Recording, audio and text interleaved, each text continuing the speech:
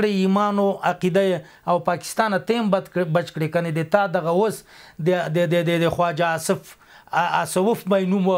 جامع به سری وای او په نظام به هغه نظام وای چې کوم د شوروي و دغه وخت دا افغانانو دو سره احسان هم کړی هل جزاء الاحسان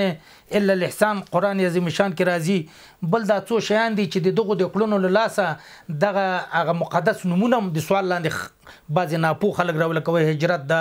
جهاد ده مثلا حج ده او دا شیان یو حاجي به بد کار کوي خلک به بیا ادا کړي لکه مهاجر ده انصار ده مهاجر او انصار خو هغسې و چې رسول الله سلام او صحابهو ته نکاح کړې ښځې خپلې چې دوی درلودلې یوه یې طلاقه کړه عدت نه وروسته مهاجر ته په نکاح کړه خپل لاندې به دوی اوسېدل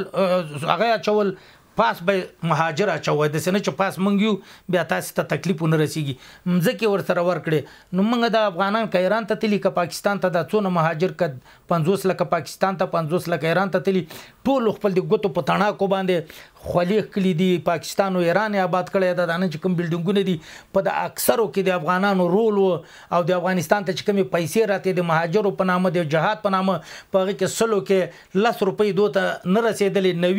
92 د ایران او پاکستان او نور دوبه خپل جوبو کې اچولې دا اوس هم د مهاجر په نامه باندې پیسې راځي نو سیار دفتر ممال ته دي خو موږ حیران حقوق بشر ته یو حقوق اطفال ته یو دغه یونیسیار هغه ته یو ملل متحد ته یو چې ولې چوپ خلدي چې اوس واته لزر کسان همت څه بنسټونو ته به ورسته راشو اول به بحث کو خپل د پاکستان د حکومت په کړنو باندې یعنی په ټوله کې خواړه او بخو هغه څه دي چې هر انسان ته باید ورکړل شي بیا ولې افغان کډوالو سره دغه څه چلند بیا ولې افغان کډوالو دغه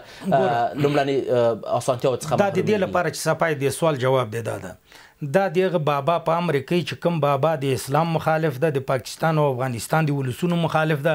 د اسلامي هیوادونو مخالف ده او د اسلام مخالف ده هغه غواړي چې داسې دښمني د پاکستان او افغانستان د هیوادونو ولسونو ترمنځ وکړي او شنه کړي او فصل واخلي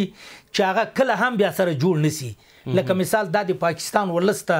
د پاکستان حکومتو ته تاریخي او پیغور پاتې چې د ولګي په دغه شلم قرن یوشتم قرن کې لولګي زنانه او ماشوم له بوبو لولګي ول دوا او لغنه وجل کیږي دا د بادار د خوشالولو لپاره دا کار دغه بادار څوک دی دا بادار د ما پلار دا بادار بالکل هغه څوک دی چې ټولي پیژني چې امریکا دا او انګريز دا او امثال هم دي د خپل د بادار د خوشحالي لپاره هغه هم دا غوړي چې هر ځای کې مسلمانان ولې تفکر څه فکر کوي چې دغه بلوچ ایران افغانستان پاکستان کې دي ولې دغه پښتانه اخوا دا ولې عرب په ایران کې دي ولې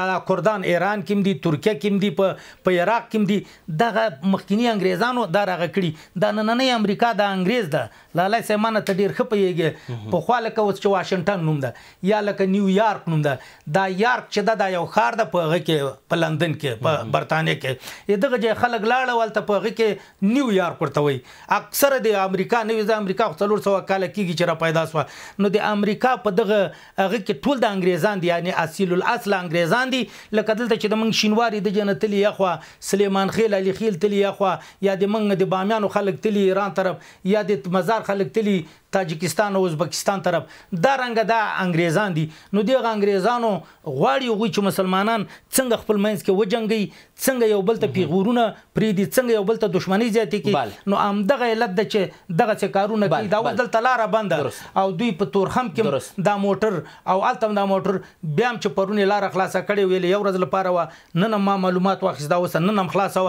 دا یو خکار د هر چا خکار ته کوي بد کار ته بد وي ما څه بل پښتنه دلته دا چې فکر نه کوي چلند دوه ګونی دی که په اروپا کې د نړۍ په کومه بله برخه کې کوم څوک وژل کیږي ټول نړۍ پرې باندې خبرې کوي دغه کار غندي ولې دلته زموږ همسایګان په ټوله کې کوم څه چې ترسره کیږي لکه د پرون کومه پیښه چې وه چې ښځینه او ماشومان د لوږې له امله خپل ژوندونه له لاسه ورکړي چوپ پاتې دي دا د دې په خاطر که دوی اوس د ملل متحد هم راوړاندې سي